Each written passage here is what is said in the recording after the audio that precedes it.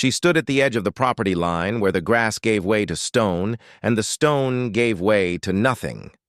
Below her, the sea churned against the base of the cliff in slow, rhythmic explosions that sent mist curling upward through the cracks in the rock. The wind pulled at her jacket, tugged at the loose strands of hair that had come free during the drive, and pressed against her chest as if the land itself were testing whether she deserved to stand there. She did not feel like she deserved much of anything anymore. Subscribe to the channel and tell us in the comments where you are watching from. Her name was Marlene Voss, and 6 months ago, she had been living in a 2-bedroom apartment on the 2nd floor of a building that smelled of damp carpet and cooking oil, while working double shifts at a laundromat in a town that had forgotten how to grow. She had 2 children, Jonah, who was 11, and already old enough to understand what it meant when the lights flickered before going dark, and Cora, who was 7, and still young enough to believe her mother when she said the candles were for fun. Marlene had stopped believing in fun a long time ago. What she believed in was motion. Keep moving, keep folding, keep clocking in, keep the children fed and clothed and present at school on time, and maybe the weight pressing down on her ribs would eventually find somewhere else to sit. The weight had not moved. It had only grown heavier, pressing closer to the bone with each passing month. Rent increased. Hours were cut. The old car broke down twice in a single week, each repair more expensive than the last. Each one paid for with money that had already been promised elsewhere. She juggled bills the way a street performer juggled knives, with the constant awareness that one slip would draw blood. Medical bills from Cora's ear infection sat in a stack on the kitchen counter beside a notice from the school about unpaid lunch fees. Jonah needed new shoes. The refrigerator hummed louder than it should, a warning she had learned to ignore because replacing it was not a possibility that existed inside her budget. She did not talk about these things, not to her sister, who lived 3 states away and had married into comfort, not to the women at the laundromat, who had their own versions of the same silence, and certainly not to her mother, whose voice on the phone carried the particular tone of someone who had always expected Marlene to end up exactly where she was.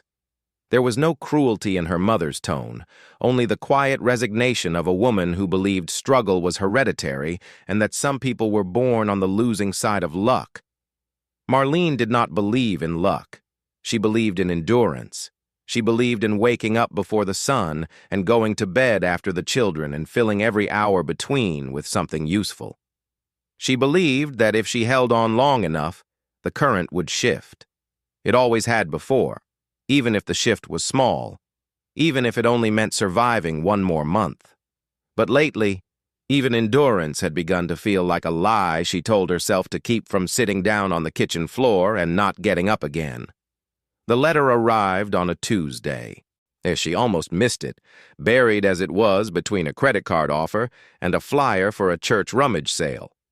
The envelope was heavier than usual, off-white, with a return address she did not recognize and her full legal name printed in a font that suggested formality. She opened it standing at the mailbox, squinting in the late afternoon light, and read it twice before the words began to assemble into meaning. It was from an attorney's office. The letter informed her that a distant relative, a great-aunt named Edith Calloway, a woman Marlene had met exactly once as a child and remembered only as a silhouette in a doorway, had passed away. The estate, such as it was, had been divided according to a will that was described as unconventional. Most of the liquid assets had gone to a local historical society. A collection of books had been donated to a university library. And to Marlene, the letter stated with the detached precision of legal language, had been left a parcel of land on the northern coast, a cliffside property described in the accompanying documents as undeveloped, unimproved, and of negligible market value. Negligible market value. The phrase sat in her mind like a stone dropped into still water. She read the description of the property again. Approximately 4 acres of coastal land situated on an elevated bluff. No structures of habitable condition. access road in disrepair, significant erosion along the southern face. The property had been assessed for tax purposes at a value so low it barely registered as real estate. The annual taxes amounted to less than what Marlene spent on laundry detergent in a month. So she called the attorney's office the next morning. The woman who answered was polite and efficient, confirming the details of the inheritance and explaining that the transfer of title required only Marlene's signature on a series of documents that would be mailed to her. There were no conditions, no hidden costs, no strings she could detect. The property was hers if she wanted it, and if she didn't, it would revert to the county, which had no particular interest in acquiring 4 acres of eroding cliff. She signed the papers. She was not sure why. The property was hundreds of miles from where she lived, on a stretch of coastline she had never visited, in a region she knew nothing about. It could not be farmed, could not be developed without investment she did not have, and could not be sold for any amount that would change her circumstances. But something in the description, something in the phrase Cliffside property, stirred a feeling she had not experienced in years. Curiosity. Not hope, not yet, but the faint precursor to it, the way the sky lightens before dawn without yet producing light. When she told her sister about the inheritance, the response was immediate and ungenerous. Claire's voice came through the phone with the sharpness of someone who had opinions about everything and patience for nothing. "A cliff," Claire said. "She left you a cliff. That's not an inheritance, Marlene, that's a joke. That woman probably left you the one thing nobody else would take." Marlene said nothing. She had learned long ago that silence was the only dignified response to Claire's assessments. "You're not actually thinking of going there, are you?" Claire continued. "You can barely afford gas to get to work. You're going to drive across the state to look at a pile of rocks?" "It's land," Marlene said quietly. "It's mine. It's worthless. The lawyer said so. Negligible value. That means it's nothing, Marlene. You got nothing. Again." The word again landed like a slap, not because it was cruel, but because it was accurate. Marlene had received nothing her entire adult life. Nothing from her marriage, which had ended when Jonah was 3 and Cora was not yet born. Nothing from the jobs that paid just enough to maintain the illusion of stability. Nothing from the systems designed to help people like her, and which moved too slowly and asked too many questions and always seemed to run out of funding just before her name reached the top of the list. She had built a life out of nothing, and now nothing had arrived again, this time wearing the disguise of a legal document and a dead woman's name. Her mother echoed Claire's sentiment in softer tones, but with the same conclusion. "I don't want you getting your hopes up, sweetheart. Edith was always a strange woman. Lived alone out there for years. Nobody visited her.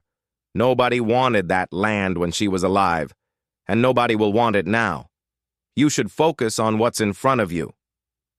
What was in front of her was a stack of bills, a dripping faucet she couldn't afford to fix, and a son who had started coming home from school with his jaw set in a way that reminded her too much of his father.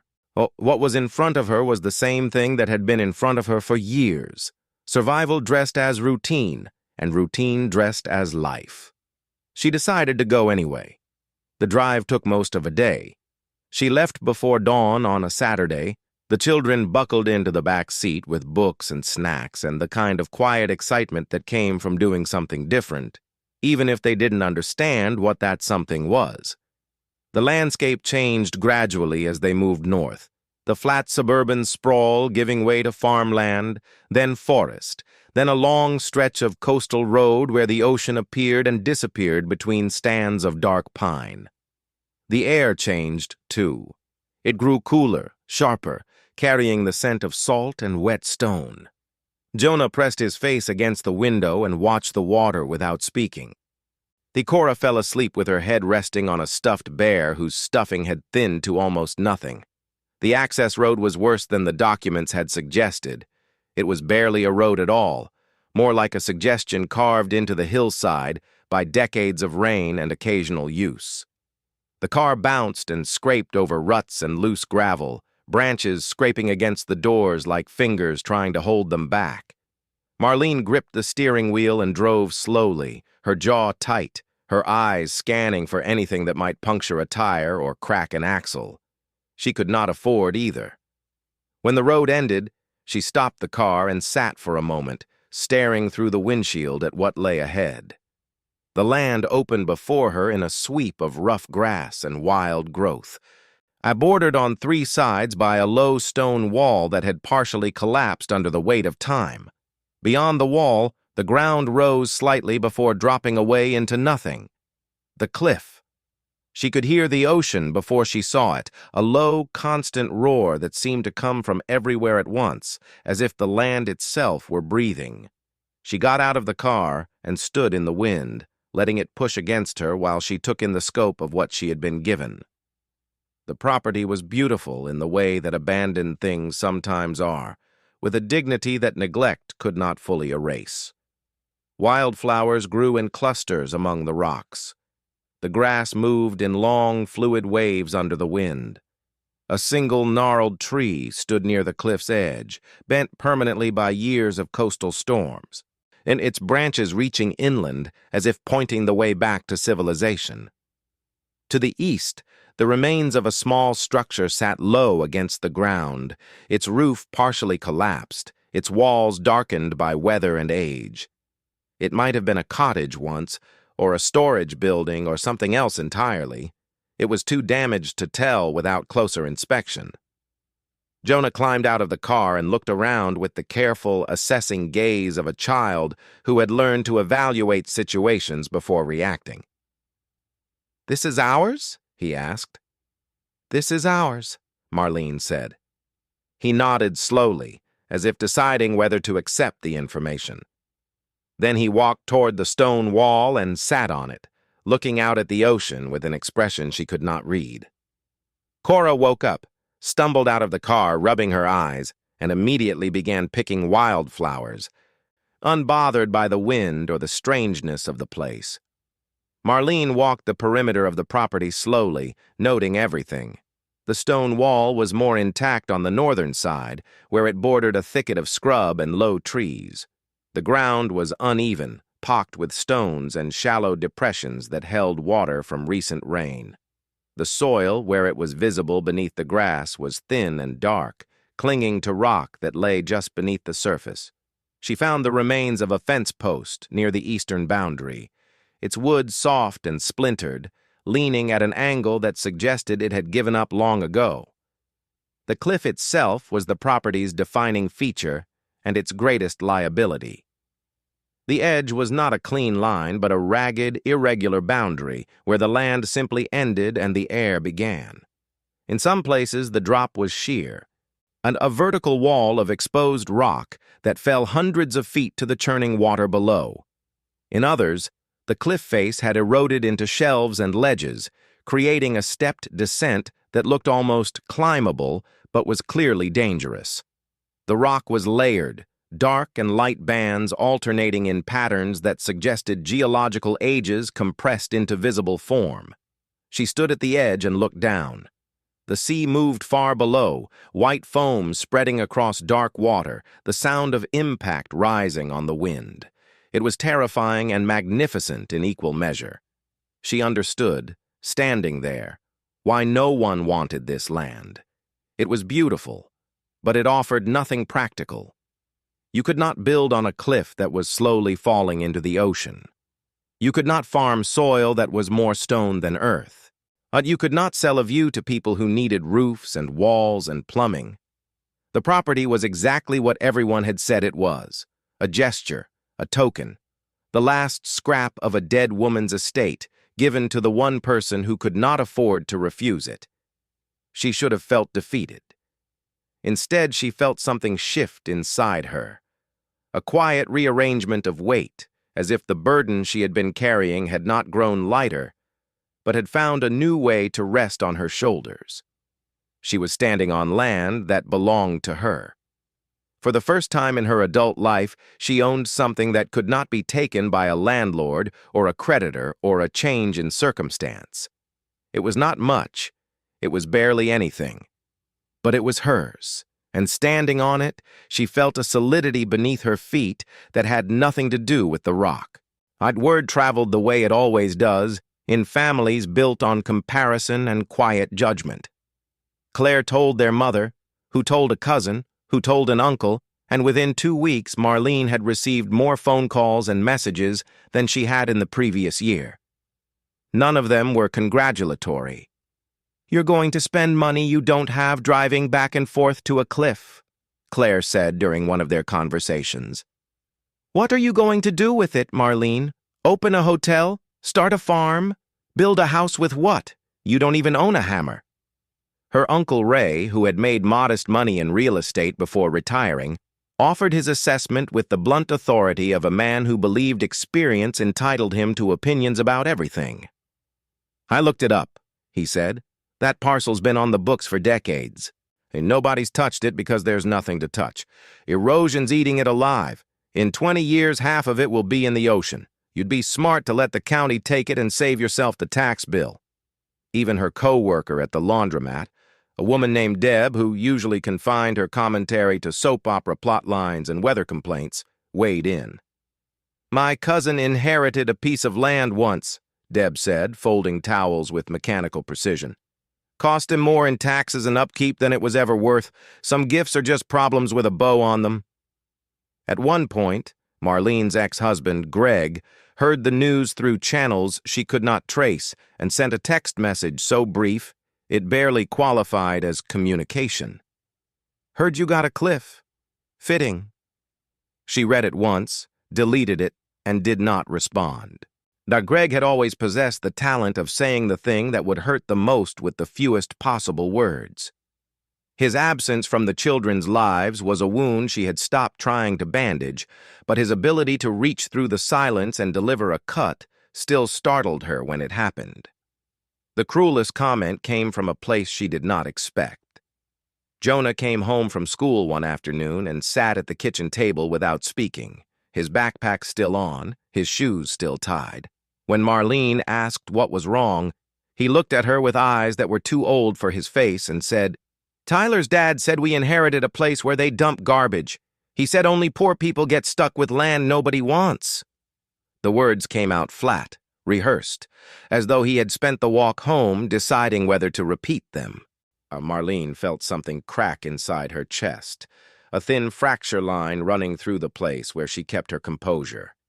She knelt beside her son and held his face in her hands and told him that people who have never owned anything are always the first to tell you that what you own is worthless. She was not sure she believed it herself, but she believed it enough to say it out loud, and sometimes that was the only difference that mattered. Marlene absorbed these opinions the way the cliff absorbed the sea, with quiet resistance and no visible damage. She did not argue. She did not defend the property or her decision to keep it. She simply continued her life, working her shifts, feeding her children, paying what she could of what she owed, and thinking about the land whenever silence gave her room to think. She returned to the property 3 weeks later, alone this time.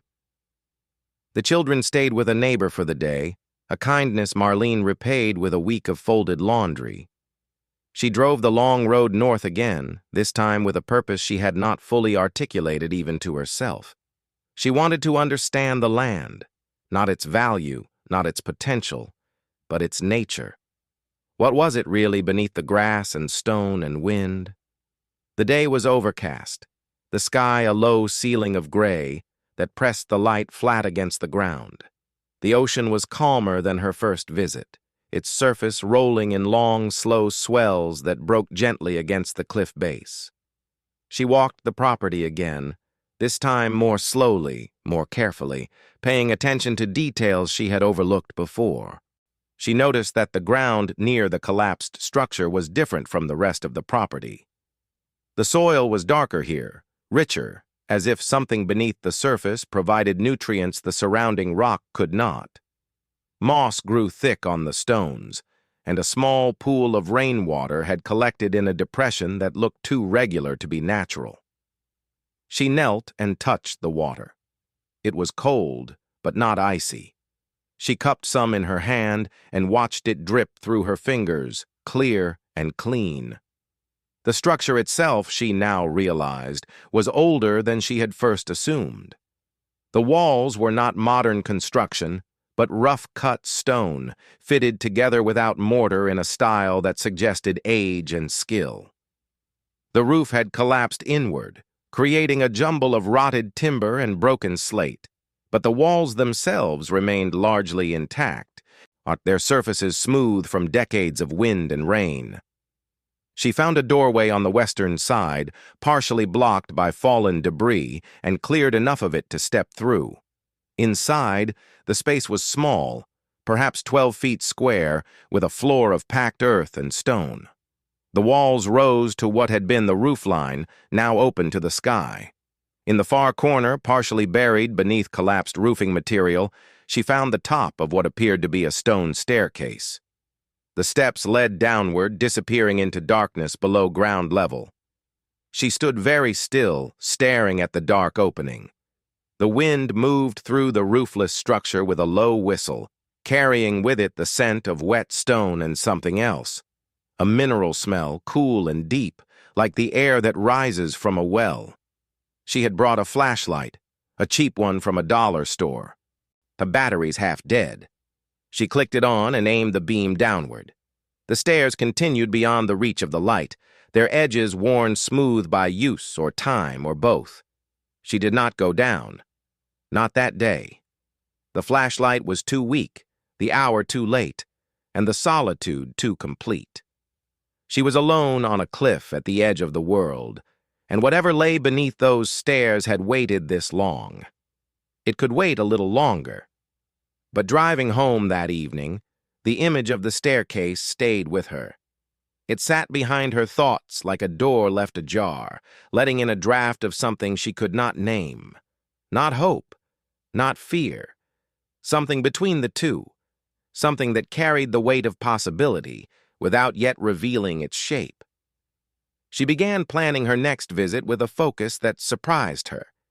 She bought a better flashlight, and a proper one with a strong beam and fresh batteries. She found a length of rope at a second-hand store, along with a pair of sturdy boots that fit well enough despite being a size too large. She packed water, snacks, a small first aid kit, and a notebook. She told no one where she was going or what she intended to do. The opinions of others had become noise she could no longer afford to process. The third visit came on a clear morning 2 weeks later. The sky was bright, washed clean by recent rain, and the ocean glittered in the distance like something newly made. She parked the car and walked directly to the collapsed structure, moving with the efficiency of someone who had rehearsed the approach in her mind many times. The staircase waited where she had left it, unchanged, the darkness below dense and patient. She descended carefully, one step at a time, the flashlight beam cutting a bright path through the underground air.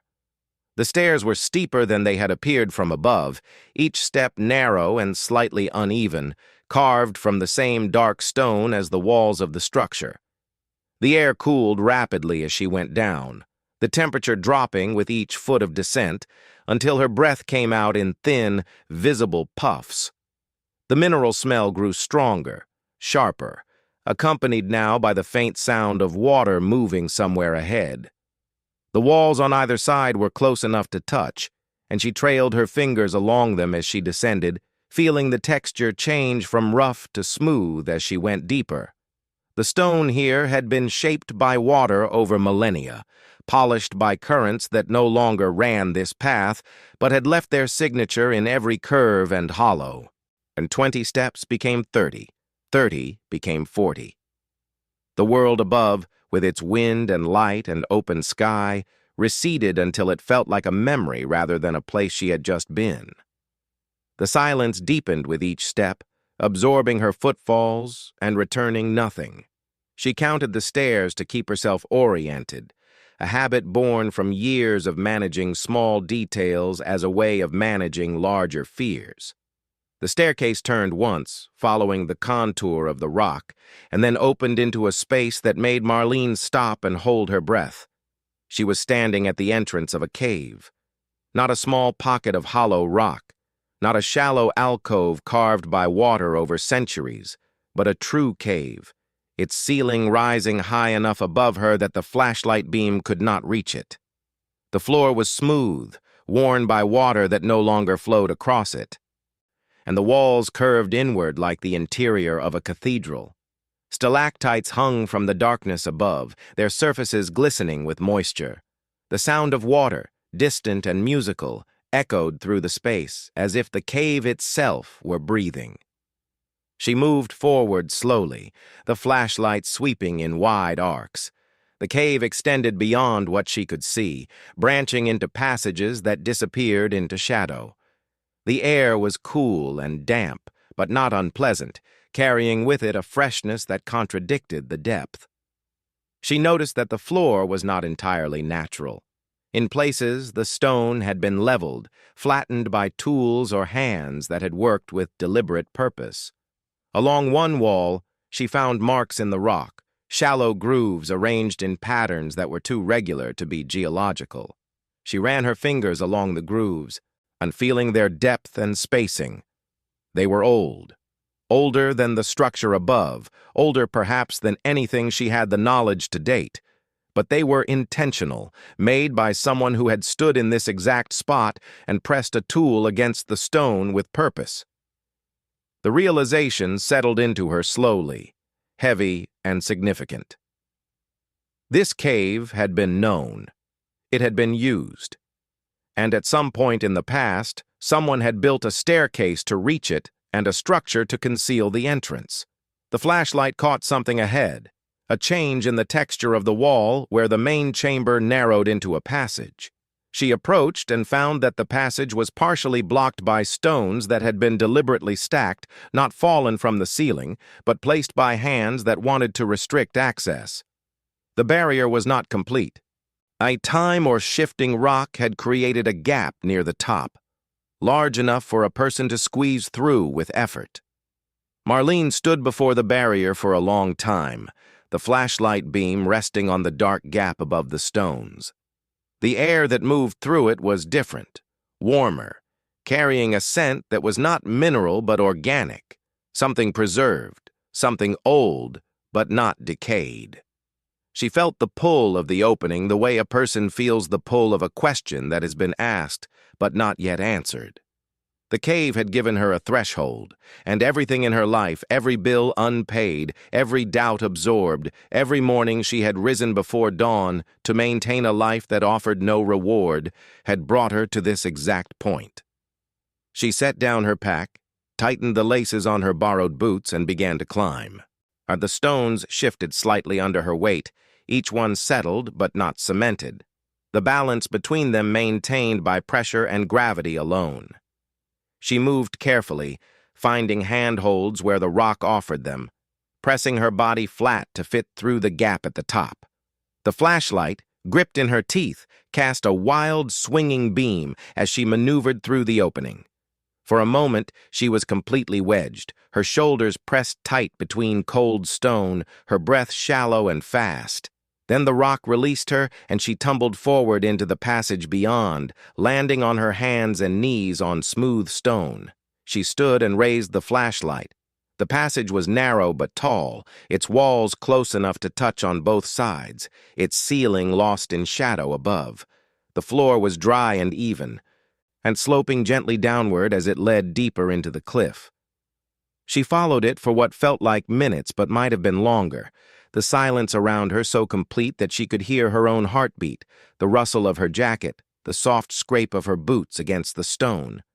The passage widened abruptly, and Marlene found herself standing at the edge of another chamber.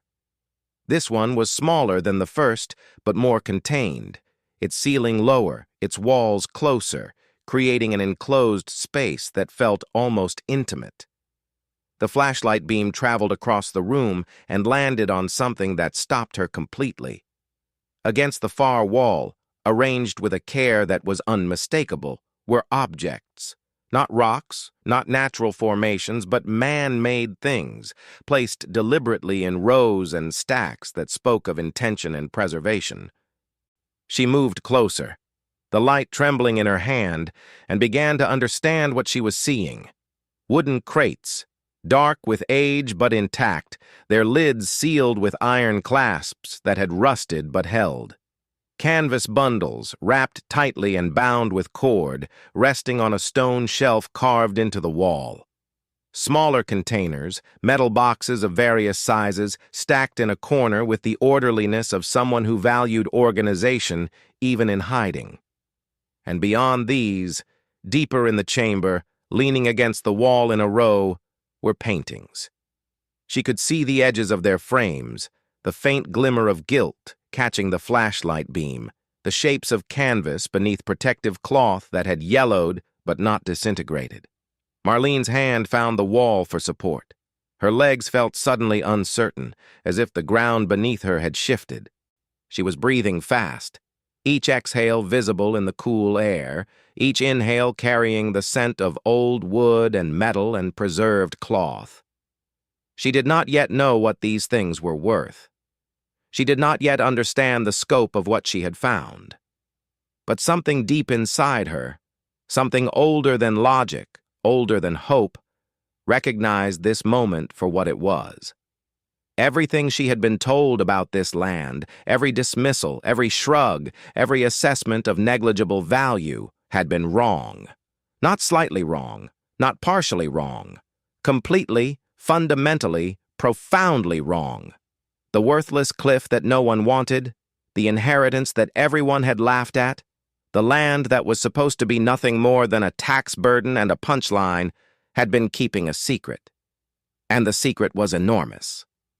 She stood in the chamber, alone, hundreds of feet below the surface of a world that had never given her anything without demanding twice as much in return, and for the first time in longer than she could remember, she did not feel the weight.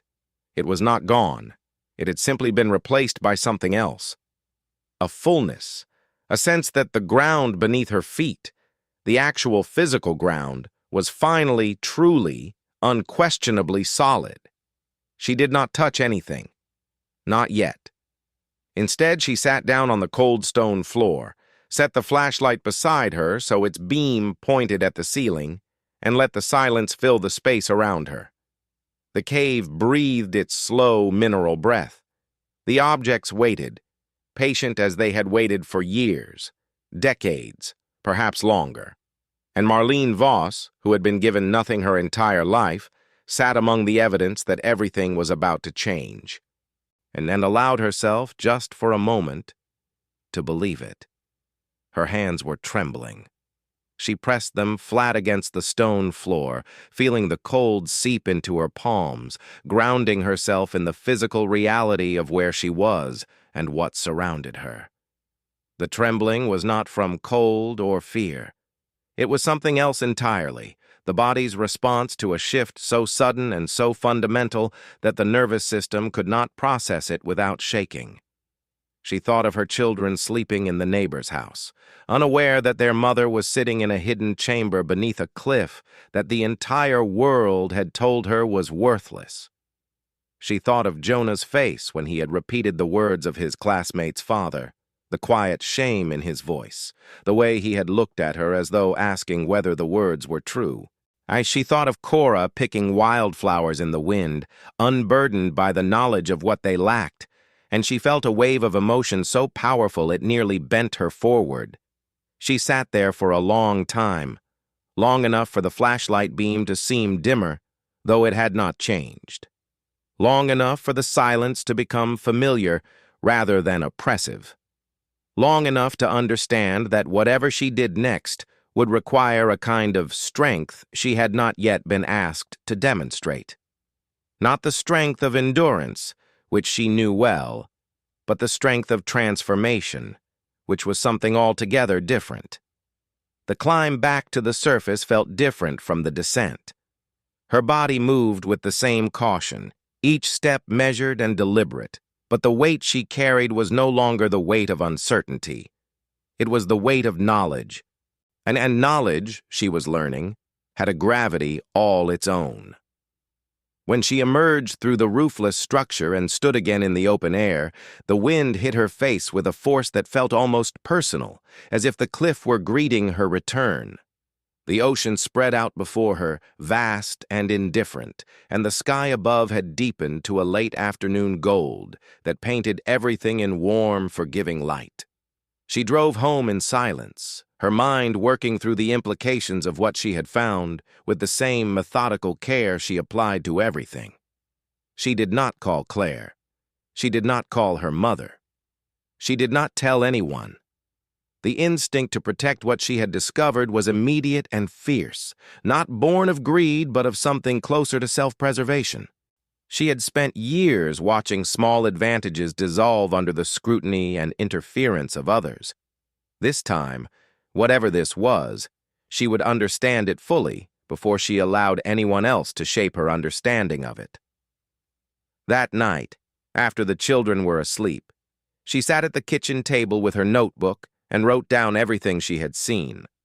The staircase, the first chamber, the barrier, the passage, the second chamber, the crates, the bundles, the metal boxes, the paintings.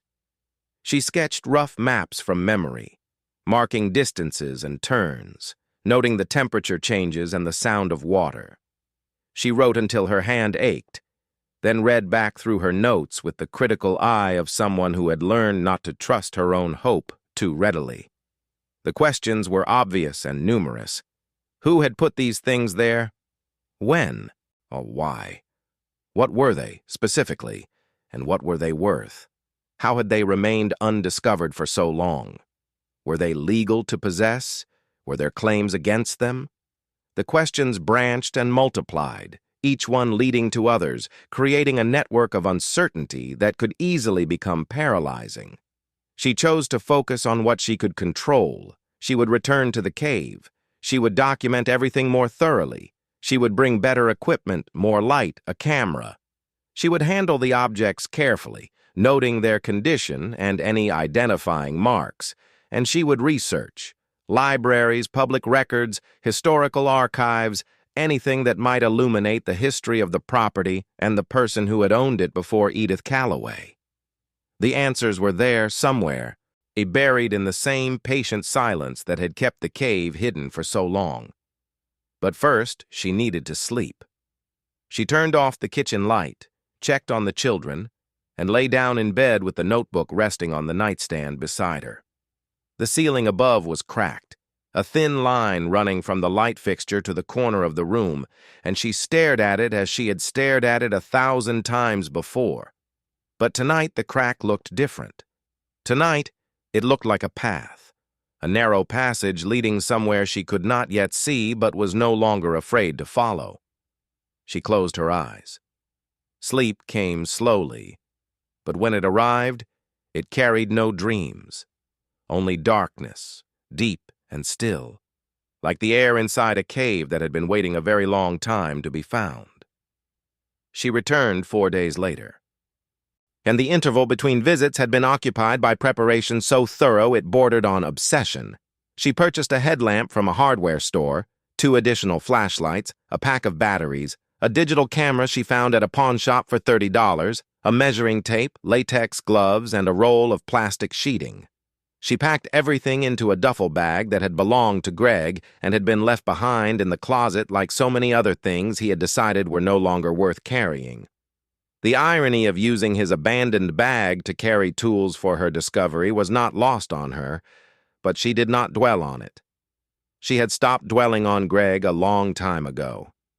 The drive north felt shorter this time, as if the road itself had compressed under the force of her anticipation.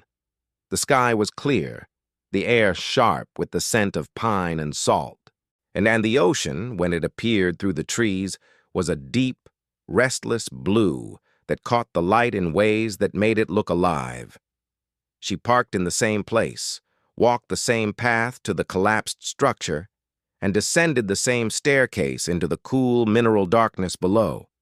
Every step was familiar now, every turn expected. and yet the cave did not feel routine.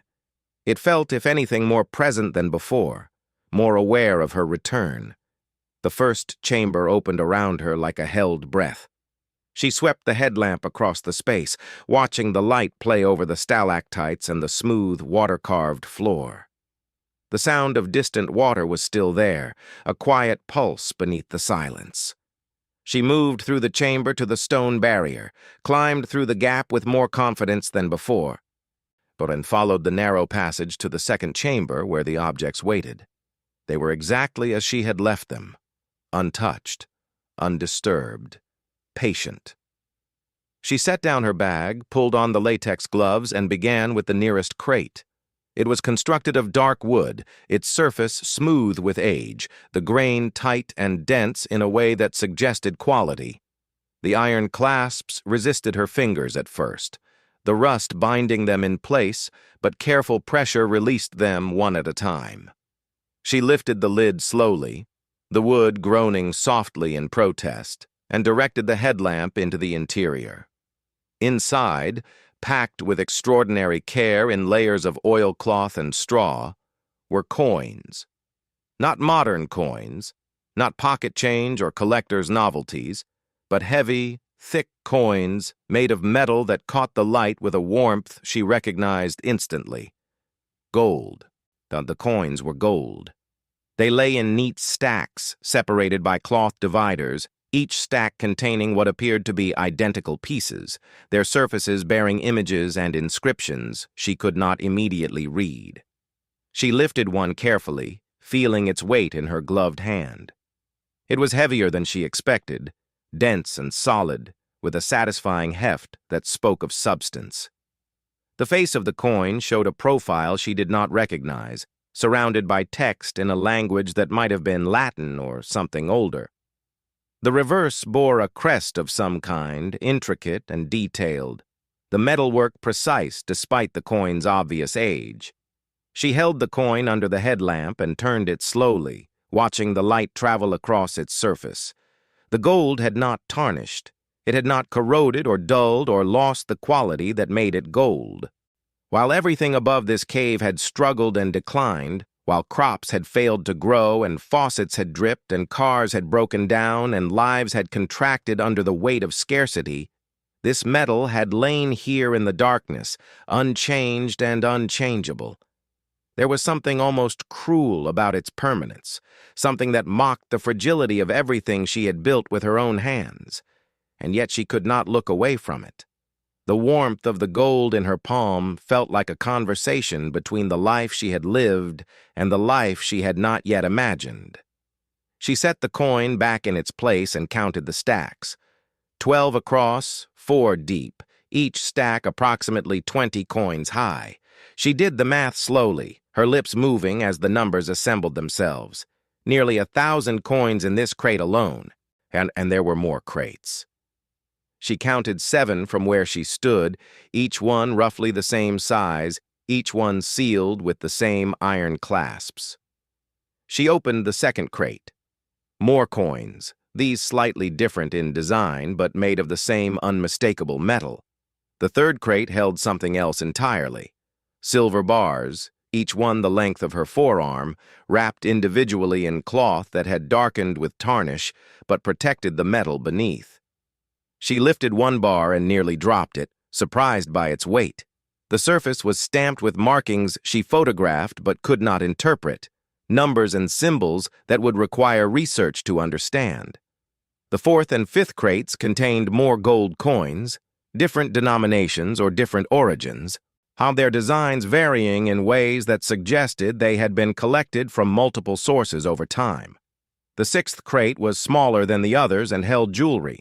Not modern jewelry, not the kind sold in mall stores under fluorescent light, but pieces that looked as if they had been made by hands that understood gold, the way a poet understood language. Necklaces with settings that cradled stones of deep red and blue, bracelets thick with filigree, their surfaces darkened but intact, rings that bore seals and crests matching some of the coins. She touched them with the lightest possible contact, afraid that even the pressure of her gloved fingertips might damage something this old and this fragile.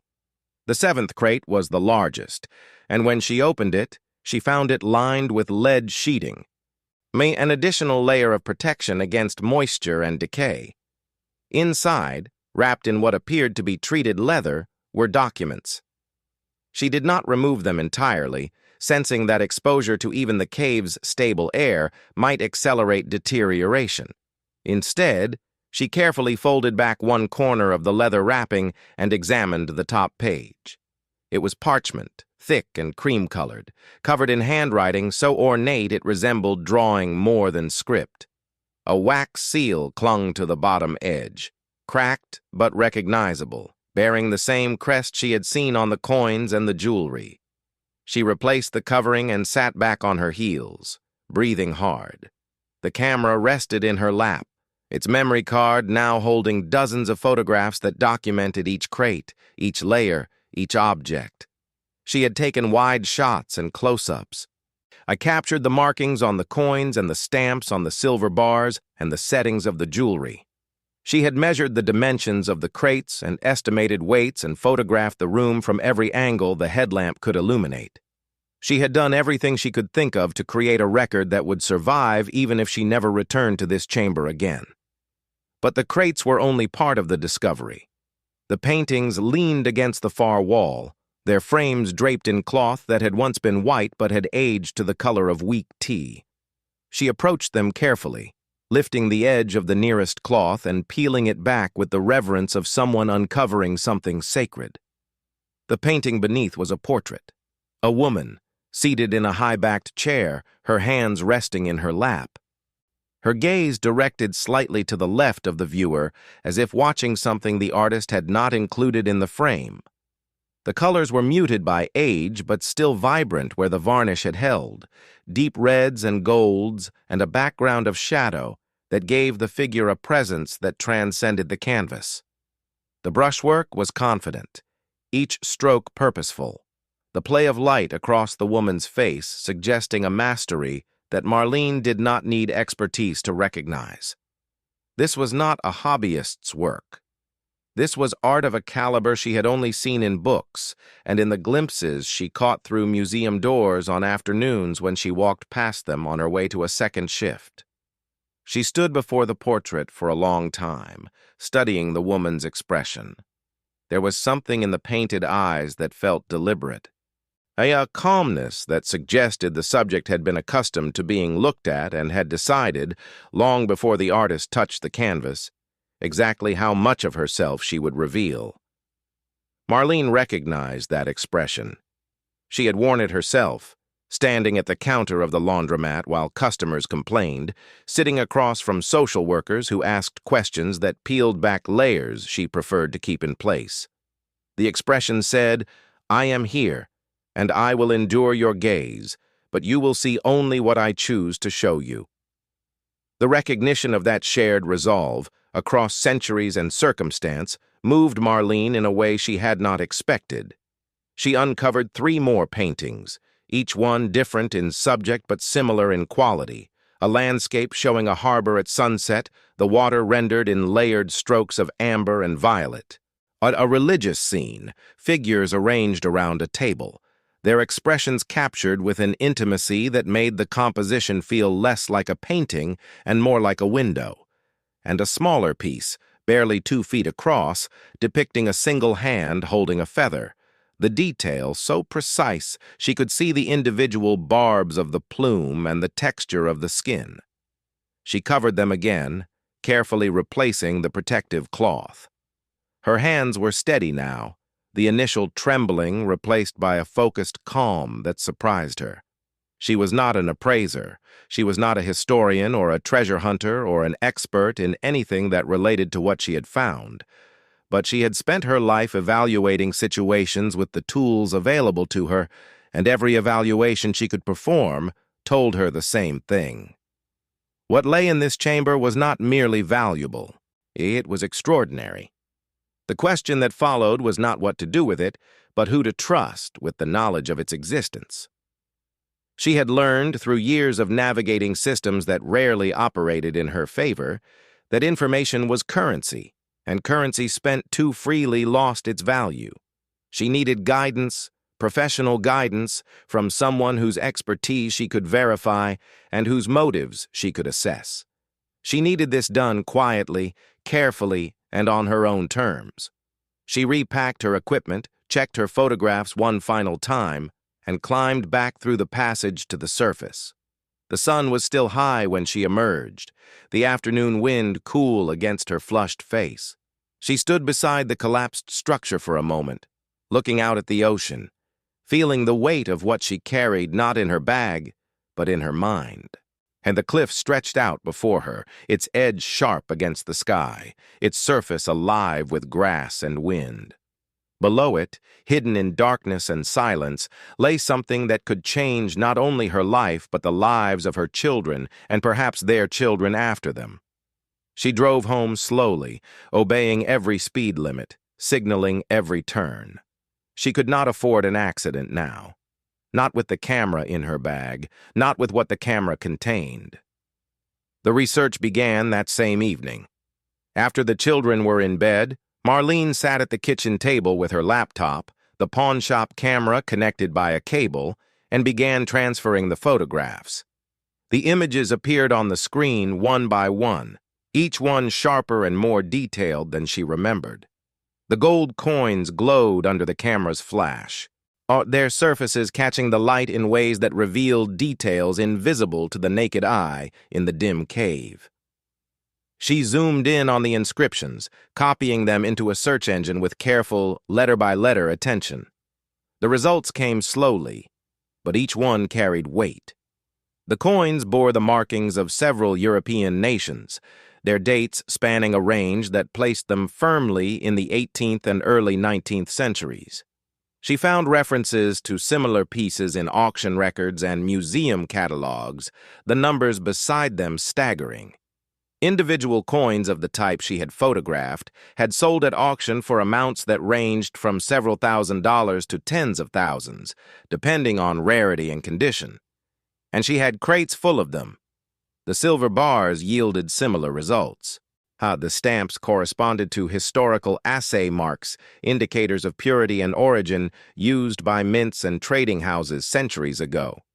The bars themselves, if genuine, represented a weight of precious metal that her calculator could quantify, but her imagination struggled to contain. The paintings resisted easy identification. She uploaded the photographs to image search engines and cross-referenced the results with databases of known artworks. The portrait bore stylistic similarities to works of the Dutch Golden Age, but she could not confirm an attribution without expert analysis. The harbor scene echoed compositions she had seen associated with prominent landscape painters of the same period. And the small painting of the hand, the feather captured with such breathtaking precision, reminded her of detailed studies produced by masters who had used such exercises to refine their technique before undertaking larger commissions. She worked until 3 in the morning, her eyes burning, her coffee cold, her notebook filled with names, dates, auction results, and questions that multiplied with every answer she found. When she finally closed the laptop, the apartment was silent except for the hum of the refrigerator and the distant sound of traffic. She looked at the stack of bills on the counter, the ones that had been there for weeks, and felt a disorientation so profound it was almost physical. She was the same woman who could not afford to fix the faucet. She was the same woman who folded other people's laundry for a living. And she was also the woman who had found what might be one of the most significant historical caches discovered on private land in decades. The duality of it was almost too much to hold. She went to bed but did not sleep. Finding the right expert took 2 weeks of careful inquiry. She did not call auction houses or dealers or anyone whose business depended on acquiring what she had found. Instead, she searched for academic professionals, people whose reputations rested on knowledge rather than commerce. She found Dr. Ansel Brouwer through a university website, a professor of art history with a specialty in European works of the 17th and 18th centuries. His publication list was extensive, his credentials verifiable, and his contact information publicly available. She wrote him an email that was deliberately vague, and describing the discovery of historical objects on inherited property and requesting a consultation. She mentioned the photographs. She did not mention the location. His response came within a day, courteous and intrigued. He asked for a sample of the images. She sent 4, choosing carefully, 1 coin, 1 silver bar, 1 painting detail, and 1 photograph of the sealed documents. She asked for his professional assessment and made clear that she was seeking expertise, not a buyer. The phone call that followed lasted 90 minutes.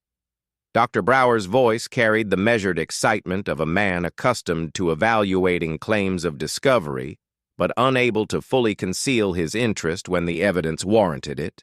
He asked questions she had anticipated and several she had not. The condition of the objects, and the environment in which they had been stored, the nature of the property, the provenance, if known. She answered what she could and acknowledged what she could not. She was honest about her limitations and precise about what she had observed.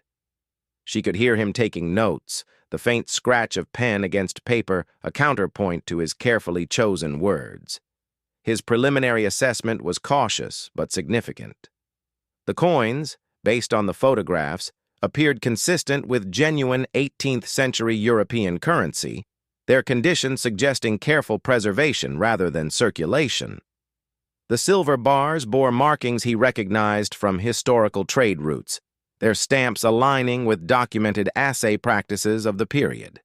The painting, based on the single detail she had shared, had exhibited characteristics that warranted further examination by specialists in conservation and authentication. And the documents, if they were what they appeared to be, could provide the provenance necessary to establish the collection's history and legitimacy. He recommended that she engage a conservator, an attorney specializing in cultural property, and an independent appraiser in that order. He offered to provide referrals and emphasized the importance of documentation at every stage. He also warned her, gently but firmly, that discoveries of this nature attracted attention, not all of it welcome. She should be cautious about whom she told and careful about how she proceeded. She thanked him and ended the call. Then she sat in the quiet of her kitchen and let the magnitude of his words settle over her like a second skin. It warranted further examination, genuine, consistent with the language of professional caution, but beneath it, the unmistakable pulse of something extraordinary confirmed. The attorney was the next step. She found Margaret Linden through the referral Dr. Brower provided, a woman whose practice centered on cultural property law, estate claims, and the complex legal territory where personal discovery intersected with historical preservation. Their first meeting took place over video call, Marlene sitting at her kitchen table with the children at school, and the apartment scrubbed clean as if the attorney could see through the camera into the corners of her life. Margaret Linden was direct, organized, and reassuringly unsentimental. She reviewed the photographs Marlene shared. She asked pointed questions about the terms of the inheritance and the legal status of the property, and explained in clear language what Marlene could expect in the weeks ahead. The property was hers, free and clear. The will had been probated without contest. Anything found on or beneath the property, absent any prior claims or encumbrances, belonged to the landowner. There were regulations to consider, particularly if the objects had cultural or historical significance that placed them under specific preservation statutes. But Margaret's initial assessment was encouraging. Marlene had the right to possess, document, and ultimately sell or donate what she had found, provided the items were not stolen goods or subject to international repatriation claims. The word stolen sent a cold thread of anxiety through Marlene's chest. She had not considered the possibility that the objects in the cave might have been placed there not for safekeeping, but to hide them from their rightful owners. Margaret addressed this concern with practiced calm. Provenance research would determine the chain of ownership. The documents in the sealed crate might hold the key. If the collection had been legally acquired and subsequently hidden for protection, as many such collections were during periods of political upheaval or war, then Marlene's claim would be straightforward. If the history was more complicated, the legal process would be longer, but not necessarily less favorable. Marlene hired her on the spot, using money she did not have, signing a retainer agreement that Margaret offered at a reduced rate after Marlene explained, without self-pity or embellishment, the reality of her financial situation. Margaret did not flinch. She had represented clients in circumstances far more complicated than poverty, and she recognized in Marlene the combination of intelligence and determination that made outcomes favorable regardless of starting conditions. The conservator arrived 3 weeks later. His name was Paul Osner, a quiet man in his 50s with wire-rimmed glasses and hands that moved with the practiced delicacy of someone who spent his days handling objects that could not be replaced. He made the drive to the property with Marlene, following her car in his own, and said very little during the descent into the cave. When they reached the second chamber and he saw the crates and the paintings for the first time, he stood still for nearly a full minute, had his flashlight beam resting on the arrangement of objects as if he were reading a page in a language only he could understand. He began his work with the paintings, setting up portable lights that cast a warm, even glow across the surfaces as he carefully removed the protective cloths. His examination was meticulous, each canvas studied inch by inch through a magnifying lens, his notes recorded in a small digital device he held in his left hand. He did not speak for long stretches, and when he did, his words were precise and measured, consistent with 17th-century methods. Ground layer appears original. Crack lure patterns suggest natural aging rather than artificial distress. He photographed each painting from multiple angles, using a scale ruler for reference. He even took tiny samples from the edges of 2 canvases for laboratory analysis. The coins received similar treatment.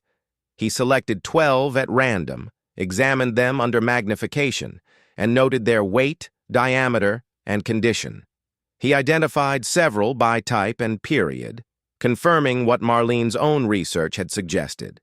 Spanish escudos, French louis d'or, British guineas, Dutch ducats.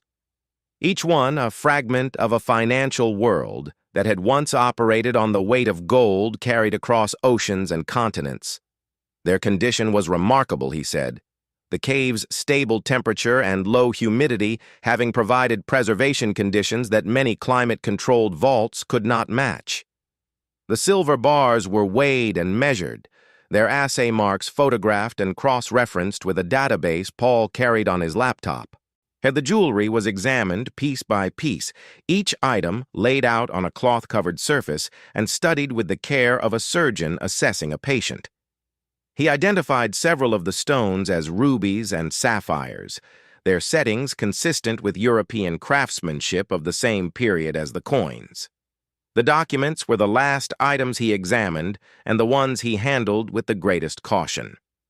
He opened the lead-lined crate fully for the first time, peeling back the leather wrapping to reveal a stack of parchment sheets and what appeared to be a leather-bound ledger. The pages were brittle but intact, their ink faded but legible under the portable lights. Paul turned the pages with tools rather than fingers, a thin metal spatula and a pair of soft-tipped tweezers, his face inches from the surface as he read. What he found confirmed the story the objects had been telling all along.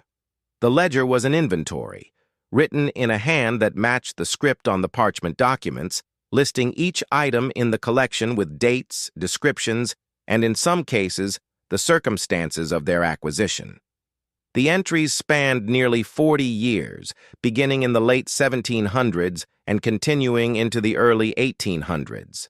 The collection had been assembled by a single family, European in origin, whose name appeared repeatedly throughout the ledger alongside references to maritime trade, diplomatic service, and a series of relocations that suggested a life of movement and purpose. The parchment documents included correspondence, contracts, and what Paul identified as letters of passage, official documents granting the family permission to transport their goods across borders during periods of conflict. The wax seals, though cracked with age, bore the same crest Marlene had seen on the coins and the jewelry. The collection, it appeared, had been brought to this coast as part of a deliberate migration, carried across the ocean by a family seeking safety for their wealth during a period of European upheaval. They had chosen the cave for its natural protection and had built the structure above to conceal and access it. At some point, the family's connection to the property had been severed, the knowledge of the cave's contents lost with the passing of the last person who knew. Until Edith Calloway, and now, through Edith, Marlene. Paul completed his assessment over the course of 2 days, working in the cave during daylight hours and compiling his notes each evening. When he delivered his preliminary report, he did so with the kind of careful understatement that professionals use when the numbers are too large to say casually. The coins alone, based on conservative estimates drawn from recent auction results for comparable pieces, were worth between $40 and $60 million. The silver bars, valued at current market prices for their metal content alone, added another $12 to $15 million. The jewelry, pending gemological evaluation, was estimated at $8 to $12 million. The paintings, if authenticated as works of the period and quality the examination suggested, could individually command prices in the millions, and with the portfolio collectively valued at a figure Paul declined to state until laboratory results confirmed his observations. The documents, as historical artifacts with direct provenance to the collection, added both monetary and scholarly value that defied simple quantification. The total, expressed in the language Paul chose, was conservatively in excess of $120 million. He said the number the way a physician delivers a diagnosis, with gravity and precision, and the awareness that the information being conveyed would fundamentally alter the life of the person receiving it. He did not embellish. He did not speculate about upper ranges or best-case scenarios. He offered a floor, and the floor was high enough to make the room feel suddenly smaller than it was. Marlene heard the number. She processed it. She understood it in the way a person understands a word in a foreign language, recognizing its shape without fully grasping its weight. $120 million. She repeated it silently, feeling the syllables move through her mind like objects too large to fit through a familiar door. She had spent the previous week deciding whether she could afford to buy Jonah the pair of sneakers he needed for gym class. She had counted quarters from a jar on the dresser to pay for Cora's school field trip. She had eaten peanut butter sandwiches for lunch every day for a month because the bread was on sale and the peanut butter had been bought with a coupon. $120 million was not a number that belonged in the same life as counted quarters and coupon peanut butter.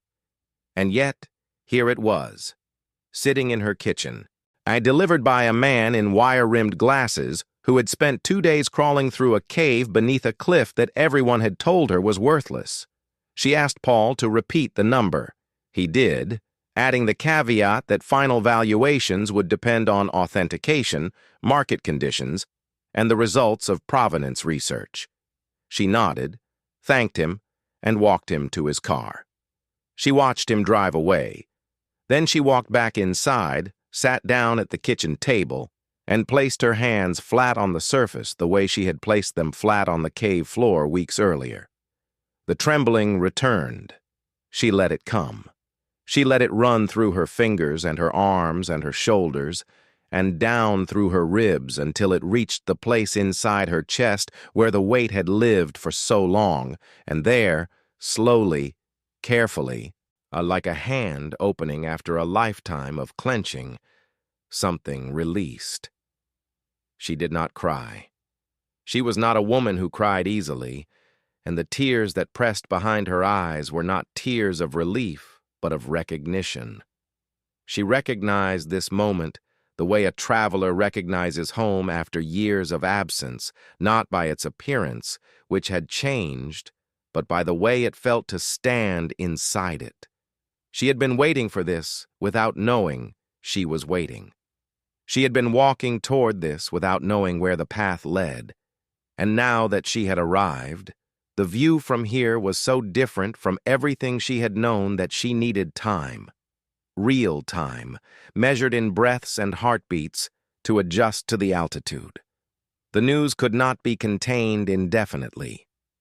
Margaret Linden, working through legal channels, began the process of formally documenting the discovery and establishing Marlene's claim. The authentication of the paintings required consultation with specialists at institutions whose names Marlene recognized from museum walls she had walked past but never entered. The coins were submitted for numismatic evaluation through a process that involved secure transport, insurance arrangements, and confidentiality agreements that Marlene signed with the careful attention she brought to everything. Each step generated documentation. Each document required communication.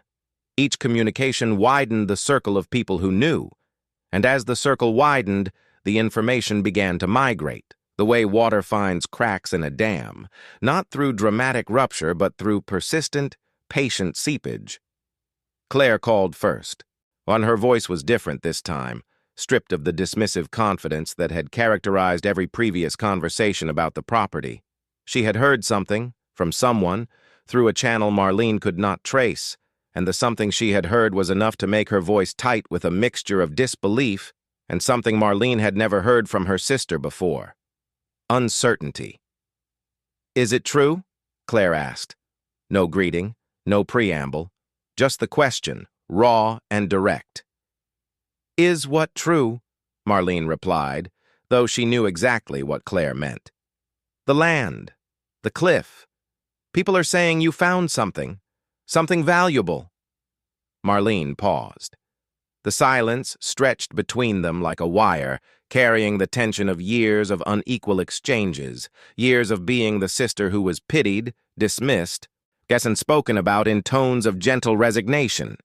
She could have said many things. She could have quoted the numbers Paul had given her. She could have described the gold coins and the silver bars and the paintings that might hang in museums one day. She could have reminded Claire of every remark, every assessment, every time the word worthless had been applied to the land and, by extension, to Marlene herself. Instead, she said simply, "Yes." The word hung in the air between them. Claire said nothing for several seconds. When she spoke again, her voice had changed further, softened by something that might have been respect or might have been the beginning of a recalculation. "How much?" Marlene did not answer, not because she was being cruel, but because the number was not Claire's to know yet. It was still hers, still new, and still settling into the structure of her life the way foundation settles into earth. She needed more time with it before she could share it without losing some part of what it meant to her. "I'll tell you when I'm ready," Marlene said. "I have to go." She ended the call and set the phone on the table. The silence that followed was different from the silences she had known before. It was not the silence of exhaustion or endurance or defeat. It was the silence of a woman who, for the first time in her life, held something that others wanted to know about, and who had the power to decide when and how that knowledge was shared. Uncle Ray called the next day. His tone was hearty, expansive, the voice of a man who had opinions about real estate and wanted Marlene to know that he had always said coastal property was undervalued. He did not mention his previous advice to let the county take the land.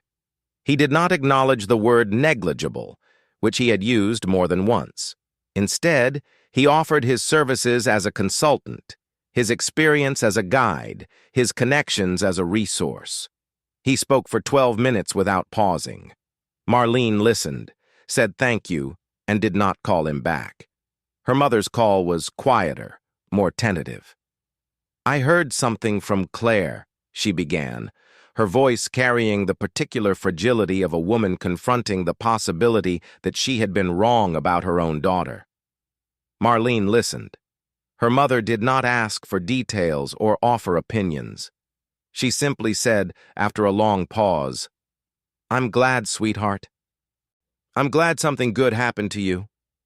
It was the first time Marlene could remember her mother saying those words without qualification, without adding, "But be careful," or "Don't get your hopes up," or "Remember what happened last time." Just gladness, unadorned and sincere. Marlene felt the words settle into her like warmth into cold hands, painful at first, then welcome. "Thank you, Mom," she said, and meant it. The news reached Deb at the laundromat through the same invisible network that carried every other piece of information in a small town.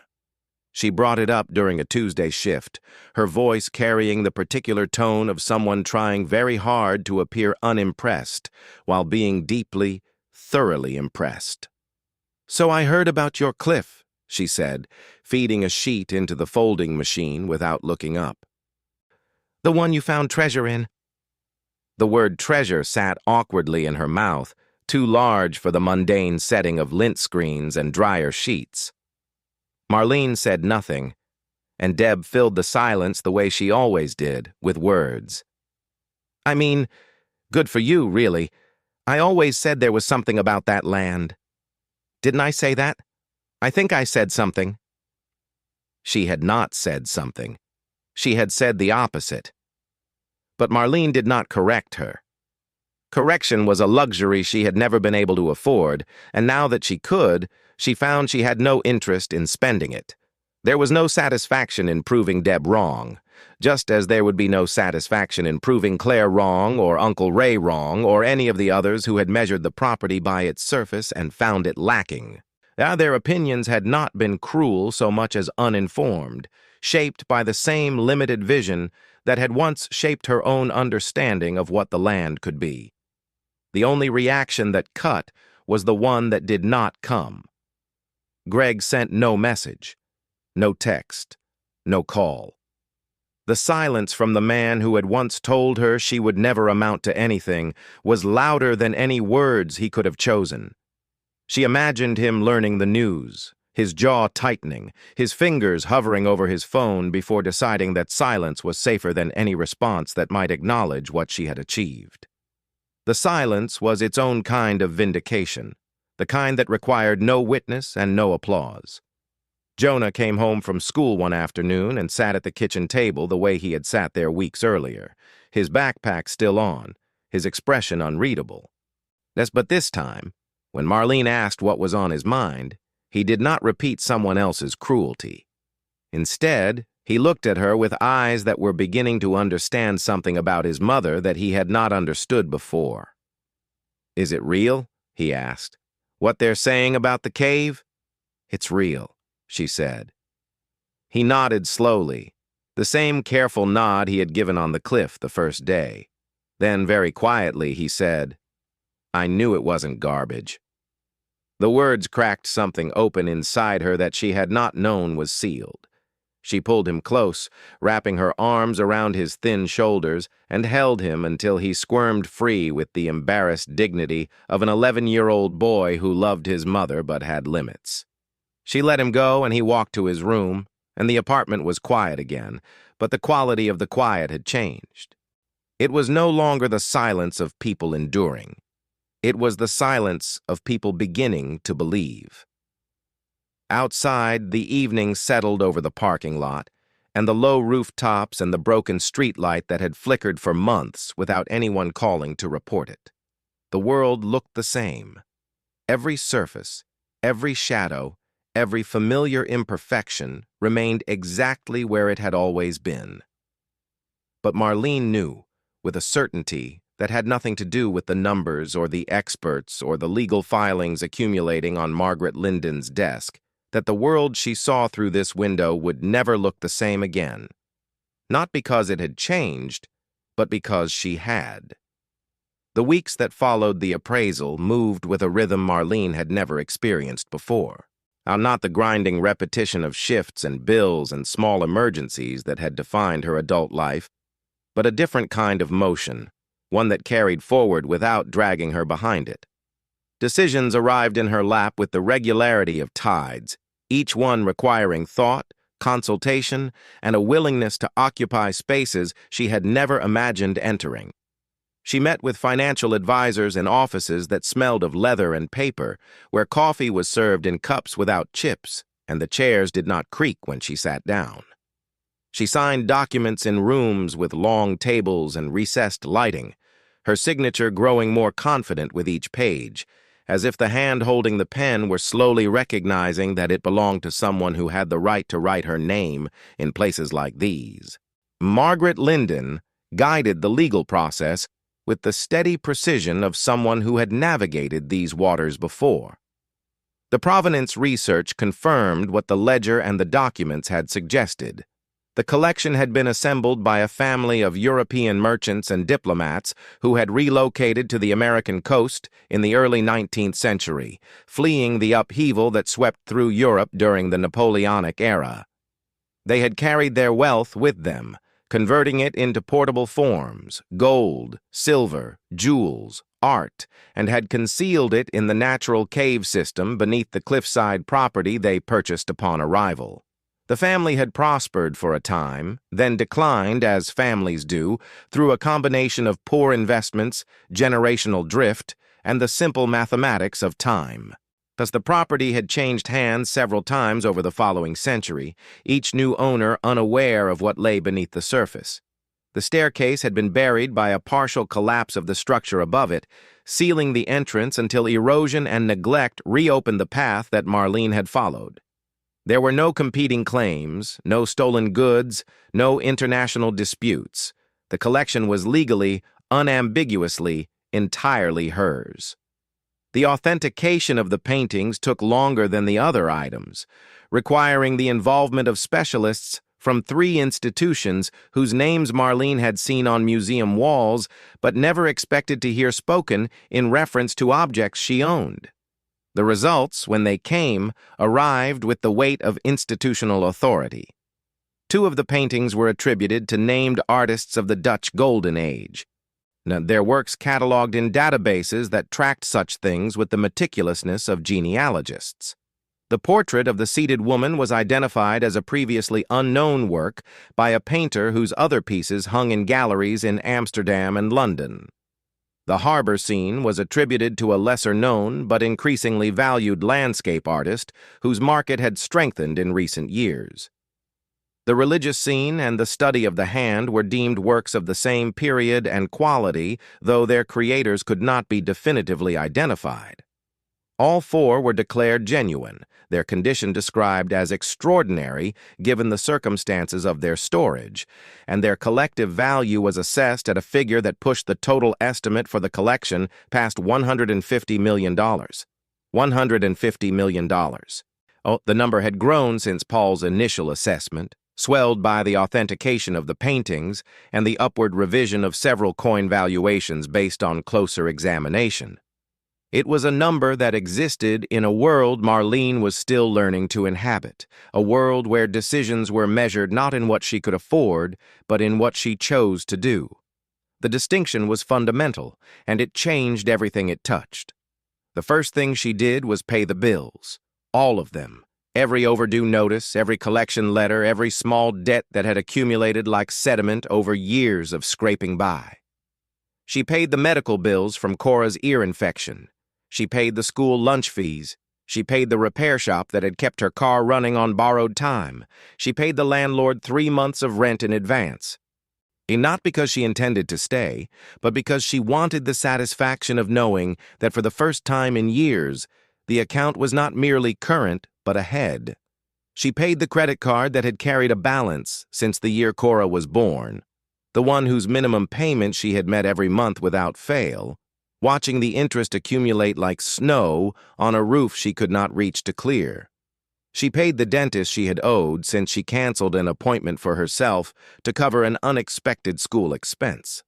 She called the utility company and settled every outstanding charge, listening as the representative on the other end paused, checked the screen, and said with genuine surprise that the account was now clear. Each call, each payment, Each confirmation number read back to her in the voice of a stranger who had no idea what those numbers meant to the woman hearing them. Each one was a small ceremony, a door closing on a room she would never have to enter again. She did not celebrate these moments outwardly. She did not tell anyone how it felt to hear the word zero applied to a balance she had stared at for years. But privately, in the silence of the kitchen after each call ended, she allowed herself to sit very still and breathe. Just breathe, the way a person breathes after surfacing from deep water. The payments were modest, almost absurdly so compared to the wealth she now controlled, but each one carried a weight that had nothing to do with the dollar amount. Each one represented a pressure removed, a worry retired, and a small wound in her daily existence finally allowed to close. She bought Jonah the sneakers. She bought Cora a new stuffed bear to replace the one whose stuffing had thinned to nothing. She bought herself a coat, a proper coat, thick and warm and fitted, the kind she had looked at through store windows for years without stopping, because stopping would have meant wanting, and wanting without the means to have was a cruelty she had learned to avoid. She wore the coat home and stood in front of the bathroom mirror for a long time, not admiring herself, but studying the woman who looked back at her. The woman in the mirror had the same face, the same lines around her eyes, the same hands roughened by years of work. But something in the posture had changed. The shoulders sat differently, and the chin was set at an angle that suggested not defiance but certainty. She looked, for the first time in years, like a woman who expected good things to happen and was not surprised when they did. The apartment, with its cracked ceiling and dripping faucet and thin walls that carried the sound of neighbors living their parallel lives, began to feel smaller. Not uncomfortable, exactly, but insufficient. It had been built to house survival, and survival, while it had served her faithfully, was no longer the highest aspiration available. She began looking for a home, not with urgency but with intention, allowing herself to consider spaces she would have dismissed as fantasy only months before. She found it on the coast, 40 minutes from the Cliffside property, in a town small enough to feel manageable but large enough to offer the schools and services her children needed. The house sat on a hill overlooking the water, built of wood and stone, in a style that respected the landscape rather than imposing upon it. It had 4 bedrooms, a kitchen with windows that faced the morning sun, a garden that had been tended with care by the previous owners, and a porch that wrapped around the front and sides like an embrace. She stood on that porch during the showing, looking out at the ocean that stretched to the horizon, and felt the same solidity she had felt the first time she stood on the cliff. Land beneath her feet. A view that promised nothing except its own continued existence. Home. She bought it outright. No mortgage, no monthly payments, no anxiety attached to the transaction. I'd no calculations about what would happen if hours were cut or the car broke down. She signed the papers with the same pen she had used to sign the inheritance documents months earlier, and when the keys were placed in her hand, she closed her fingers around them and held on as if they were the first solid thing she had ever been given. The realtor watched her with the practiced smile of someone accustomed to witnessing emotional moments at closings, but even she seemed to sense that what was happening in Marlene's expression went beyond the ordinary satisfaction of a completed purchase. This was not a woman buying a house. This was a woman arriving somewhere she had been traveling toward her entire life without knowing the destination. The move itself was modest. They did not own enough to fill a truck, and their belongings fit into the back of the car and a small trailer borrowed from a neighbor, boxes stacked carefully, each one containing a life that had been compressed by necessity into the smallest possible space. Marlene drove slowly, Jonah beside her in the passenger seat, Cora in the back with her stuffed animals arranged around her like a court of loyal subjects. They did not speak much during the drive. The silence between them was not awkward but full, heavy with the shared awareness that they were crossing a threshold that could not be uncrossed.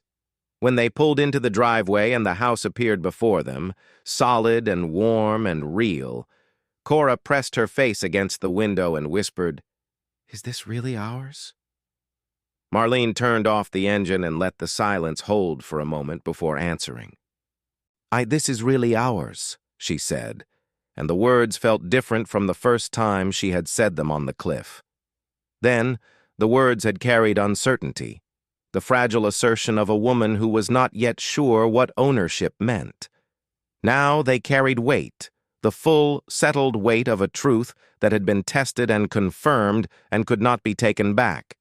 The children adapted with the resilient flexibility that children possess when they sense that the ground beneath them has stopped shifting. Jonah chose the bedroom with the largest window, the one that overlooked the garden and, beyond it, a narrow path that led down to a rocky beach. He placed his books on a shelf that did not lean, hung his jacket in a closet that did not stick, and sat on his bed with an expression Marlene had not seen on his face before. Peace. Not happiness exactly, and which was louder and more fleeting, but peace, which was quieter and promised to stay. Cora claimed the room nearest the stairs, decorating it immediately with the wildflowers she had picked from the garden, their stems placed in a glass of water on a nightstand that matched the bed frame, which matched the dresser, all of it new and solid and chosen with the kind of care that becomes possible when choice itself is no longer constrained by price. She arranged her stuffed animals, old and new, in a row along the windowsill and told Marlene that the house smelled like the ocean and that the ocean smelled like the beginning of things. Marlene did not know where a 7-year-old had learned to say something so precise and so beautiful, but she wrote it down in her notebook that evening and underlined it twice. And the community around them responded to the news with the complicated mixture of admiration, curiosity, and recalibration that accompanies any sudden reversal of fortune. People who had not spoken to Marlene before now found reasons to introduce themselves. Shopkeepers remembered her name. Invitations arrived for events she had never been asked to attend. She navigated these encounters with the same quiet composure she had brought to every other challenge in her life, accepting kindness where it was genuine and declining attention where it was not. She did not become a different person. This was the detail that surprised people most, and it was the detail Marlene herself found least surprising. Wealth, she discovered, did not change who she was. It changed what she could do. The difference was important and worth understanding. And she was still the woman who folded laundry with precision, who checked homework every evening, who woke before dawn, not because she had to, but because the habit was part of who she had become. She still ate breakfast at the kitchen table, still drove herself to appointments, still answered her own phone. She still said please and thank you to cashiers and held doors for strangers and remembered the names of people who served her coffee. The routines that had sustained her through years of hardship did not dissolve in the presence of money. They adapted, the way roots adapt when the soil around them suddenly becomes richer. They reached deeper, spread wider, found nourishment they had not previously imagined. People expected transformation to mean replacement, and as if wealth were a solvent that dissolved the person who had existed before it arrived. They expected her to move differently, speak differently, inhabit a version of herself that matched the number in her account. When she did not, when she arrived at meetings in the same quiet composure she had brought to the laundromat, when she asked questions with the same patient attention she had given to sorting colors from whites, some people were confused. Others were disappointed, as if her refusal to perform the role of sudden wealth somehow diminished the story they wanted to tell about her. But Marlene understood something they did not. The woman who had survived those years of hardship was not a preliminary version to be discarded. She was the foundation. Everything that came after was built upon her, and to remove her would be to collapse the entire structure. But the reach of what she could do extended far beyond her own life, and this was where the transformation took on a dimension that surprised even Marlene. She returned to the laundromat one afternoon, not to work, but to talk. She sat with Deb and the other women who had spent years folding beside her, women who lived the same lives she had lived, constrained by the same forces, sustained by the same stubborn refusal to stop moving. She listened to them the way she had always listened, with the attention of someone who understood that the details of a person's struggle were sacred and deserved respect. And then she told them what she wanted to do. She established a fund. Not a charity in the traditional sense, with boards and galas and overhead that consumed more than it delivered, but a direct, practical mechanism for providing what she had most needed during the years of hardship. Emergency grants for single mothers facing eviction, medical bill assistance for families without insurance, childcare subsidies for women working multiple jobs, education funds for children whose potential was limited not by ability but by circumstance. Each grant was designed to address a specific, immediate need, the kind that accumulated into crises when left unmet. She knew these needs because she had lived them. She understood their weight because she had carried it. She named the fund after the cliff, not after herself, not after Edith, but after the land that had held the secret, the Cliffside Fund. It was a name that carried the same quiet defiance as the property itself, a reminder that what appears barren on the surface may hold abundance below. She staffed it with people who understood what it meant to choose between a medical bill and a grocery bill, people who would not ask applicants to justify their need with paperwork that took longer to complete than the crisis took to arrive. The first grant went to a woman named Sarah, a mother of 3 who worked nights at a gas station and had received an eviction notice the same week her youngest was diagnosed with asthma. The amount was small enough to be unremarkable in any financial report, but it was large enough to keep Sarah's family in their apartment for another 3 months, long enough for her to find a better job, long enough for her son to stabilize on his medication, long enough for the ground beneath her to stop shifting. Marlene signed the check herself and did not put her name on it. The check came from the fund, from the cliff, from the cave, from the gold that had waited 2 centuries to serve a purpose beyond its own preservation. The fund was seeded with an initial contribution that would have sounded absurd to the woman who had counted quarters from a jar. But to the woman standing in her kitchen on the coast, looking out at the ocean through windows that did not leak, the amount felt proportional. Not to her wealth, which was vast, but to the debt she felt she owed, not to any person or institution, but to the version of herself who had survived long enough to arrive at this moment.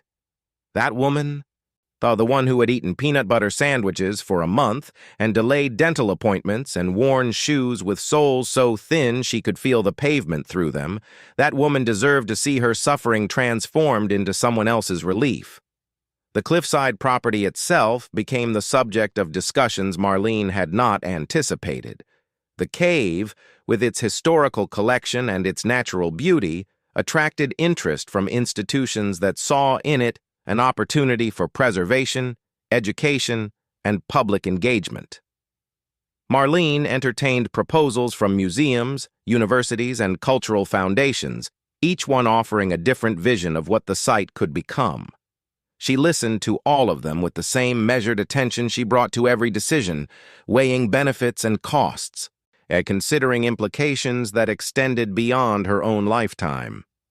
In the end, she chose a path that honored both the past and the future.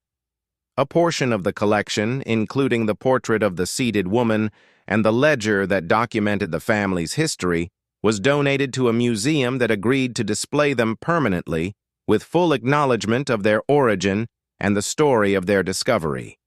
The remaining items were sold through a process managed by Margaret Linden and a team of specialists, the proceeds divided between Marlene's personal trust, her children's education funds, and the community fund she had established. The cave itself was preserved. Marlene worked with geologists and conservation specialists to stabilize the entrance and protect the chambers from further erosion. The staircase was rebuilt, and its stone steps reinforced with modern materials that respected the original construction while ensuring safety. The collapsed structure above was carefully restored, not to its original appearance, which had been utilitarian and plain, but to a state that acknowledged its history while welcoming the present. New walls rose from the old foundations, stone matched as closely as possible to the original, with a roof of timber and slate that kept the weather out while allowing light in through windows set into the eastern face. Interpretive panels were installed at the surface, telling the story of the European family that had hidden their wealth here and the woman who had found it 2 centuries later. Each panel was written in language Marlene had reviewed personally, ensuring that the story was told with accuracy and without embellishment. She did not want the discovery sensationalized. She wanted it understood. The difference mattered to her in ways she found difficult to articulate, but impossible to compromise on. This was not a spectacle. It was a history, and histories deserve to be told with respect for the people who lived them. The site was open to guided tours, with proceeds supporting both the preservation of the property and the community fund. Visitors came from across the region, drawn not only by the spectacle of the cave but by the story attached to it, a story about patience, perseverance, and the things that wait beneath the surface of lives that the world has written off. Tour guides led small groups down the rebuilt staircase, pointing out the geological formations, the water-carved walls, and the marks left by the family who had descended these same steps centuries earlier. Children pressed their hands against the stone and asked questions that adults were too self-conscious to voice. How did the gold get here? Why did they hide it?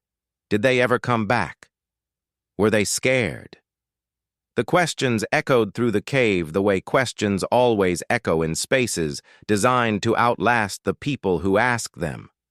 Marlene sometimes stood at the entrance and listened, hearing the voices of strangers reverberate through the chambers where she had once sat alone on the cold stone floor, trembling with the knowledge of what surrounded her. The cave had been silent for so long. Now it held voices, footsteps, laughter, the sound of children running their fingers along ancient walls. It held life. And life, Marlene had learned, it was the most valuable thing any space could contain. Marlene stood at the cliff's edge on the day the site opened, watching the first group of visitors descend the rebuilt staircase. The wind was the same wind that had pushed against her the first time she stood here months ago, a woman holding a legal document and a set of keys to nothing. The ocean was the same ocean, vast and indifferent and beautiful. The grass moved in the same long waves. The gnarled tree still pointed inland, its branches shaped by decades of storms. It had survived by bending rather than breaking. She thought about Edith Calloway, the great aunt she had met once and remembered only as a silhouette. She wondered how much Edith had known. Had she discovered the cave herself and chosen to keep it secret? So had she inherited the property without ever exploring it fully, the way so many people inherit things without understanding their value? Or had she known exactly what lay beneath the cliff and chosen Marlene as the person to find it, guided by some instinct or knowledge that transcended the distance between them? She had asked Margaret Linden to research Edith's history, and the results had painted a portrait of a woman who lived alone by choice rather than by failure. Edith had been a schoolteacher, a reader, a walker of coastlines. She had owned the property for over 40 years, purchasing it for a price so low it barely constituted a transaction. She had paid her taxes faithfully, maintained the boundaries, and visited the land regularly, according to neighbors who remembered her as a quiet woman who kept to herself and smiled at the ocean as if it were an old friend. Whether she had entered the cave was a question the records could not answer. But the fact that she had left the property to Marlene, a relative she had met once, bypassing closer family members who might have expected the bequest, suggested a deliberateness that Marlene found both moving and mysterious. Perhaps Edith had looked at Marlene, even as a child, and seen something that others had missed. Perhaps she had recognized in her the same quality she possessed herself, the willingness to look past surfaces, to ask what lay beneath, to stand on a cliff and wonder rather than dismiss. Or perhaps the choice had been simpler than that a practical decision made by a woman who understood that the land needed someone who would not sell it for its surface value, but would take the time to understand what it truly held. Whatever the reason, the inheritance had traveled from one woman to another across decades of silence, carrying with it a trust that Marlene now honored every time she stood at the cliff's edge and let the wind press against her without flinching. The questions had no answers, and Marlene had learned to be comfortable with that. Not everything needed resolution. Some things were permitted to remain open, like the mouth of a cave, like the horizon over water, like the space between a question asked and a life lived in response. She thought about the word worthless. It had been applied to this land by people who measured value by what they could see and what they could sell. They had looked at the cliff and seen erosion, danger, liability. They had looked at the collapsed structure and seen ruin. They had looked at the thin soil and the exposed rock and the wind that never stopped and concluded that nothing of consequence could exist in a place so obviously inhospitable. They had been wrong, not because they lacked intelligence or goodwill, but because they had confused the surface with the substance. They had measured the land by its appearance and missed the wealth it held in its depths. It was the same mistake people had made about Marlene, looking at her circumstance and concluding that her life, like the land, was defined by what it lacked.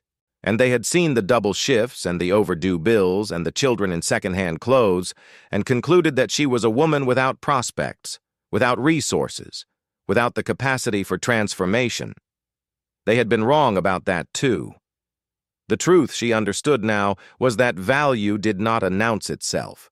It did not rise to the surface and demand recognition. It waited, quietly, in places that required effort and attention and sometimes courage to reach. The gold in the cave had waited for 200 years, patient as stone, indifferent to the opinions of those who walked above it. Marlene's own strength had waited in much the same way, present but unacknowledged, tested by years of hardship that had not diminished it but had, in their way, refined it.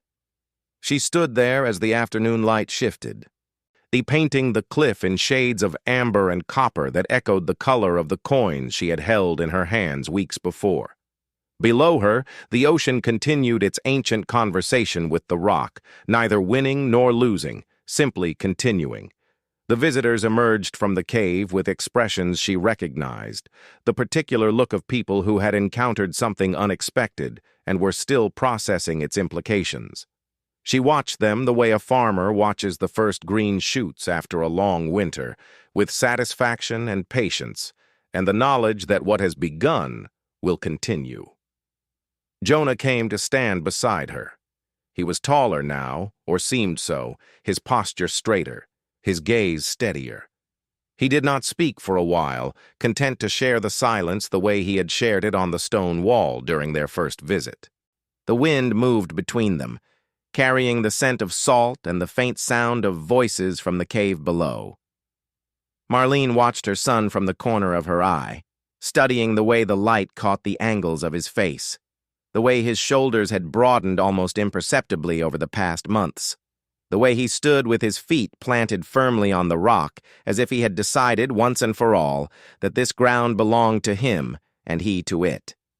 She remembered the boy who had come home from school with his jaw set, repeating words that were not his own, words about garbage and poor people and land nobody wanted. That boy had carried the weight of other people's assessments the way his mother carried bills, silently, stubbornly, without complaint, but not without cost. The boy standing beside her now still carried things. He always would. That was part of who he was. But the things he carried had changed. The shame had been replaced by something sturdier, understanding, perhaps, or the beginning of it. Then, without looking at her, he said, "I want to learn about the family, the one that brought the coins." "Why?" Marlene asked. He considered the question with the seriousness of a boy who was learning that questions deserved thoughtful answers. He looked out at the water, his eyes tracking a gull that rode the wind in long, effortless arcs above the cliff face. When he spoke, his voice was quiet but certain, carrying none of the hesitation that had once characterized his words when he talked about things that mattered to him. Because they carried everything they had across an ocean and hid it in a cave and trusted that somebody would find it, and nobody did, for a really long time. But we did. And I think they would want somebody to remember them. I think that's why Edith left it to you. Not just because of the gold. Because she knew you would care about the people, not just the stuff. Marlene looked at her son and saw in his face the same quality she had seen in the painted portrait of the seated woman. A calm willingness to be present, to observe, to hold space for things that mattered without demanding that they conform to expectation. He was 11 years old, and he had already understood something that many adults never grasped, that the greatest treasures are not the ones with the highest price tags, but the ones that connect us to the people who came before, the ones that remind us that endurance has a purpose and patience has a reward, even if that reward arrives in a form we did not anticipate. "Then we'll learn about them," she said. "Together." He nodded, and they stood there, mother and son, on the edge of land that had been called worthless by everyone who had never bothered to look beneath its surface. The wind moved through the grass. The ocean broke against the cliff in its steady, unchanging rhythm. And somewhere far below, in the cool, dark chambers where the air smelled of mineral and time, the empty shelves and the vacant spaces where the crates had rested held the memory of what had been hidden there, not as a secret, but as a promise. A promise that the things we overlook are often the things most worth finding, that the places the world dismisses are sometimes the places where the greatest stories wait to be told, that a woman who has been given nothing, who has been counted out and written off and told that her portion was a cliff and a pile of rocks, can stand on that cliff and discover that she was standing on a fortune the entire time. Not a fortune measured only in gold, though the gold was real, and the numbers were vast, and the transformation they made possible was genuine and lasting. But a fortune measured in something deeper, in the knowledge that she had not broken, that her children would not inherit her struggle but her strength, that the life she had built from nothing was the same life that had prepared her, step by patient step, to receive everything. Cora ran up from the garden, her hands full of wildflowers, her shoes muddy, her face bright with the unself-conscious joy of a child who has discovered that the world is larger and more generous than she had been told. And she held the flowers up to Marlene and said, with the authority of someone making a formal presentation, "These are for the cave people." Marlene took the flowers and held them against her chest, feeling the cool dampness of the stems through her new coat. The coat that fit. The coat she had chosen. The coat she wore not because it was the only one she could afford, but because it was the one she wanted. "The cave people would love them," she said. Cora smiled, satisfied, and ran back to the garden. Jonah watched his sister go with an expression that was half amusement and half something softer, something that looked like gratitude for a life that had finally, after years of waiting, begun to match the hope he had been carrying inside him all along. Marlene placed the wildflowers on the stone wall, and beside the interpretive panel that told the story of the cave. The wind caught the petals and moved them gently, as if the cliff itself were examining the offering. She straightened and looked out at the horizon one last time, the sun now low enough to set the water ablaze with color, orange and gold and deep burning red, a sunset so vivid it looked like the sky was trying to show her what wealth really looked like. She stood there, Marlene Voss, single mother, laundromat worker, owner of a worthless cliff that turned out to be worth more than anyone had ever imagined. She stood there and let the wind push against her and did not move. Not because she was stubborn, though she was. Not because she was proud, though she had earned the right to be, but because she was home. Finally, completely, unquestionably home. Standing on ground that was hers, looking at a future that was hers, surrounded by the evidence that the world's assessment of her value had been, from the very beginning, catastrophically, beautifully wrong. The cliff held. The cave breathed. The children played. And the woman who had been given nothing stood at the edge of everything and knew, with a certainty as deep and as permanent as the gold that had waited for her in the darkness, that she would never be overlooked again. She turned away from the edge and walked back toward the house where the lights were already on, where the windows glowed with the warm amber of a home inhabited by people who had learned what it meant to arrive somewhere after years of traveling. The path from the cliff to the door was short, a few hundred steps across grass and stone, but it contained within it the distance of a lifetime. Every step she had ever taken, every shift she had worked, every bill she had paid with money that was already promised elsewhere, every morning she had risen before dawn to maintain a life that offered no guarantee of reward. All of it was contained in this walk, and all of it had been necessary. Not a single step wasted, not a single hardship without purpose. She opened the door. The warmth of the house met her like a hand extended in welcome. Jonah was at the kitchen table already reading about European trade routes on the laptop they had bought together. Cora was in the living room, arranging her stuffed animals in a circle and speaking to them in a voice of gentle authority about the importance of being brave. The sounds of her children living their lives, the freely and without the constant undertow of scarcity, filled the house with a music that no amount of money could have composed, but that money had finally allowed to be heard.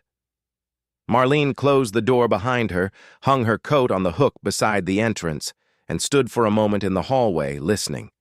The ocean was still audible through the walls, a distant, steady presence that reminded her where she was and how far she had come. She smiled. Not the tight, controlled smile she had worn for years, the one that said, "I am managing, I am coping, I am holding this together by force of will alone." This smile was different. It was open. It was unguarded. It reached her eyes and stayed there, settling into the lines of her face as if it had always belonged and was simply returning after a long absence. She walked into the kitchen, kissed the top of Jonah's head, and began making dinner. The sunset poured through the windows, painting the countertops gold. The cliff stood outside in the gathering dusk, patient and permanent, keeping its ancient watch over the sea. And somewhere far below the surface, in the cool, dark chambers where the air still smelled of mineral and time, the cave held its silence, no longer as a secret, but as a testament to everything that endures when the world looks away. Thank you so much for watching until the end. If you loved this story, check out the other videos on your screen now. I think you will really enjoy them, and do not forget to subscribe if you have not already. See you in the next story.